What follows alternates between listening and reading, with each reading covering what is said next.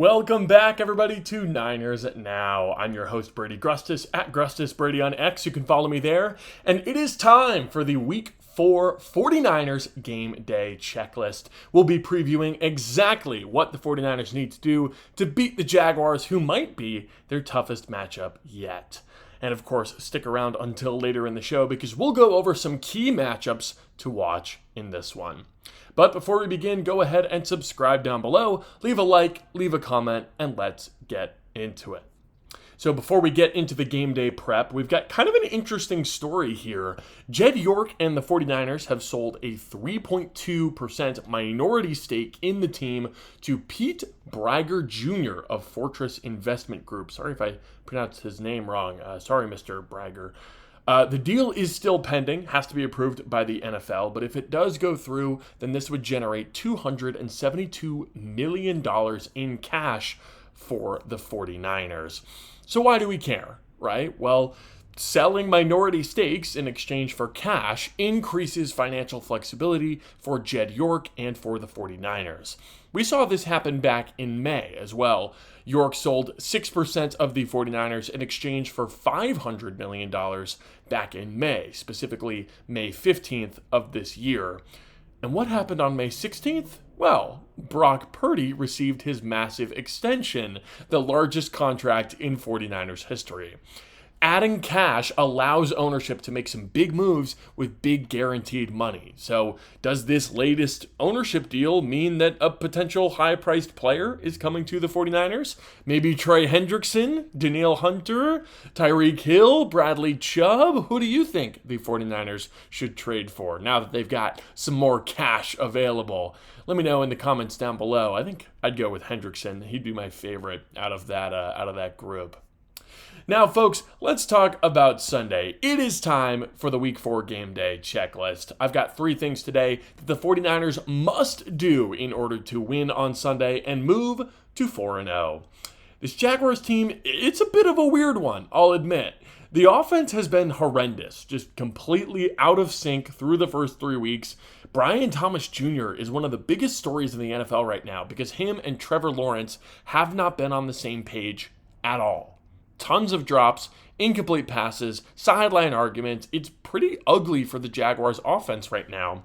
But through it all, they're 2-1 and still scoring points, largely thanks to the resurgence of their run game and Travis Etienne Jr. And the defense, which was one of the worst in the NFL last year, has taken a huge step forward under new defensive coordinator Anthony Campanelli. So how are the Niners going to get the win? To me, it starts with this. You've got to force takeaways on Trevor Lawrence. Lawrence has 5 turnovers in 3 games, 4 picks and a fumble, and he's putting the ball in harm's way with these missed connections to Brian Thomas Jr. The Niners defense absolutely has to capitalize on these mistakes. They've been able to force a ton of fumbles. They're top of the league in fumbles. I think they're 3rd. But they haven't gotten a single interception yet on the year. We talked about this yesterday. But 0 interceptions so far this year. They actually haven't intercepted a pass since week 11 of last year. It's been a long time since a 49ers defender caught an interception. And that's not good. When the opposing quarterback is giving you chances, you have to take advantage of those chances, especially considering that the Jaguars' run game has been pretty solid and their defense is going to be a big challenge. So you absolutely have to get your hands on a pass from Trevor Lawrence or force a fumble or something. Gotta get Lawrence to make a mistake. Absolutely need to do that. Now, next on the checklist, this is a very simple thing. Run the ball. The strength of this Jaguars defense is their pass coverage. They lead the NFL with 7 interceptions already this year. That's crazy. Travis Hunter, Tyson Campbell, Jerry Jones, and Jordan Lewis make up their cornerback room, and they've gotten, honestly, really solid play out of Eric Murray at safety.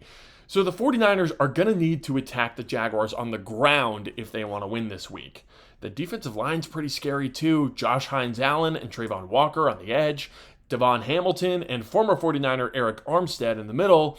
Kyle Shanahan and the offensive line are going to be crucial in opening up running lanes this week. Whether it's McCaffrey, Brian Robinson Jr., or even, hopefully, Jordan James out there running the ball, it needs to be successful, and it needs to be something that they can rely on. This needs to be something where, if it's 3rd and 3, Shanahan's got to feel at least okay calling a run. There needs to be at least a threat of a run, right? If the Niners are forced into a pass-happy offense once again, the Jaguars, they've shown so far that they can absolutely pounce on that. Whether it's their pass rush or their defensive backs, they're dangerous. So if the 49ers can run the ball effectively, they will be able to keep the Jaguars' defense at least on their toes a little bit. Now, last on the game day checklist is a crucial one, and that's limit negative plays. This kind of goes hand in hand with running the ball. The offense absolutely has to stay on time and stay ahead of schedule, right? Stay ahead of the chains, if you will. The Jaguars' defense thrives in those 3rd and long passing situations, and the Niners' offense was not good on 3rd down last week. So moving the chains on 1st and 2nd down is going to be huge this week. And even if the offense isn't hitting these big chunk plays, staying clean and moving the ball methodically is a potential winning formula in this game. Don't get stuck in 2nd and 15 or 3rd and 11 or 1st and 20. Don't take 8-yard losses on a sack or get called for a hold or get stuffed in the backfield in a run play. Move the ball efficiently, no negative plays, and the 49ers can absolutely pull this game out. I think this could be a huge Eddie Pinheiro game if the offense can drive down the field efficiently. I think he'll be in a great spot to kick some field goals. So force turnovers, run the ball, and limit negative plays. Those are the 3 items on my game day checklist for this week. But what do you think the Niners have to do to get the win? Let me know down below in the comments. Now, on Thursday, John Lynch gave us an update on Brandon Aiyuk's recovery from his ACL tear. According to Lynch, there have been no setbacks with Aiyuk, but he's not close yet to a return. We are going to have to wait a little bit longer for Aiyuk to come back. Kyle Shanahan did try to prep us for this possibility earlier in the year when he said that the return could come week 6, but could also be all the way in week 10. And that makes sense. Aiyuk tore his ACL in late October, but he also tore his MCL, which is another ligament in the knee. So his recovery is naturally going to take a little bit longer, and we might have to wait until late October or even November of this year to see Aiyuk back on the field. If that is the case, and Aiyuk does need a full 12 months to recover and get back into playing shape, then that should be right around the Texans game in Week 8. In the meantime, the Niners are going to have to rely on Pearsall and Robinson and Jennings pretty heavily through the air.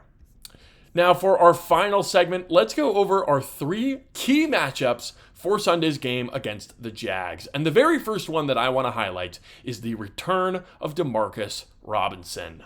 Robinson will probably get quite a few looks against the Jaguars' number 2 corner, Jarrian Jones. That's the matchup that I'm really keyed on. Demarcus Robinson versus Jarrian Jones. I loved Jarrian Jones coming out of college. He is a second-year guy who was teammates with Renardo Green and Tatum Bethune at Florida State. He was a 3rd-round pick last year by the Jags. And I assumed he was going to be more of a nickel corner in the NFL, but he is playing outside this year while they have Jordan Lewis in the slot. And I think if there is a weak spot in this secondary, it might be Jarrian Jones. The Niners are going to need their savvy veteran Demarcus Robinson to get open against the second-year guy and provide a little bit of receiving production outside of rookie Pearsall. The best part about having Demarcus Robinson out there on the field is his ability to take pressure off the rest of the offense. He takes pressure off of Ricky Pearsall and Christian McCaffrey by providing another credible receiving threat on a different side of the field. He takes pressure off the quarterback, who will probably be Brock Purdy in this one, by being reliable, having good hands, and he takes pressure off of the guys like Kendrick Bourne and Jake Tunges and MVS by allowing those guys to be true role players instead of forcing them to pick up the slack and be important parts of the offense. This is a big addition to an offense who has really needed someone dependable like Robinson at wide receiver. And he's also crucial if the Niners want to break through this tough Jacksonville secondary. having someone who can get open and make catches reliably against one of the best secondaries in the league, it's no joke. It'll something that'll really help in this game. So Demarcus Robinson versus Jarrian Jones is absolutely a matchup that I'll be watching on Sunday. Next, let's take a look at the defensive side of the ball for the 49ers. A matchup that I'll be watching closely is, of course, Jaguars right tackle Anton Harrison versus the 49ers' new alpha pass rusher, Bryce Huff. There is a lot of responsibility riding on Bryce Huff's shoulders right now. Without Bosa, he's the guy. He's the number one. He will be getting double teamed and chipped and game planned around. And he'll likely face off against the Jaguars' best offensive lineman, former first-round pick Anton Harrison. Harrison's been a pretty solid pass blocker so far this year, according to PFF. He's ranked in the top 15 in the NFL as a pass blocker. But he's been more pedestrian against the run. So Huff is going to have a big test in getting around Harrison in some must-win situations. Luckily, Huff's got his elite speed, his elite bend, his elite get-off. Harrison's a good athlete, but there just aren't many tackles in the NFL who can keep up with that type of burst. If Huff can be a disruptive force and really collapse the pocket against Trevor Lawrence, I think this 49ers defense could finally get their first interception of the year. I've got one more matchup for you guys now, and this one features a former 49er. It's Dominic Pooney versus Aiyuk Armstead. Pooney had a kind of a rough start to the year after his injury in the preseason, but he is starting to get back to full strength. Pooney's struggles have mostly come in the run game, and I think that that's one of the reasons why the running backs have struggled so far efficiency-wise. But Pooney has been a pretty impressive pass blocker for the most part. He obviously had the penalty that was turned into a safety last week, but Kyle Posey put this great stat out on Twitter the other day. I would definitely recommend you give Kyle Posey a follow. He does some great Niners content over there. Posey says that Pooney has allowed the lowest pressure rate among all right guards with over 50 pass blocking snaps, with only a 2.5% pressure rate allowed. That is the best in the NFL through 3 weeks, and he has to keep up that dominant level of play in week 4. Aiyuk Armstead has been a good pass rusher for a long time, as 49ers fans know, and he's already got a sack and a half so far this year. Pooney has got to keep him under control if the Niners want any chance of success in the passing game. The Jaguars defense, they're so good against the pass, and it'll be hard enough to contain Trayvon Walker and Josh Hines-Allen on the edge. So if there's going to be any chance of moving the ball through the air, Purdy can't also have Aiyuk Armstead right in his face. So Demarcus Robinson versus Jarrian Jones, Bryce Huff versus Anton Harrison, and Dominic Pooney versus Aiyuk Armstead. Those are my 3 key matchups for this weekend. Are there any matchups that I forgot about? Let me know down below in the comments. For my official prediction this week, I'm going to take the Jaguars in this one, 17-14. I know I keep picking against the Niners, but I just think their defense is playing too well, and Brock is probably coming into this game a little bit hurt still. I think I got to go with the Jaguars on this one. Who do you think wins this weekend, 49ers or Jaguars? Let me know down below, and let me know if you enjoyed. Leave a comment, leave a like, and let me know if there's any topics that you'd like to see me cover. Thank you all for watching, and subscribe for 49ers videos 5 days a week. I'm Brady Grustas, at Grustas Brady on X. This has been Niners Now, and I'll see you next week.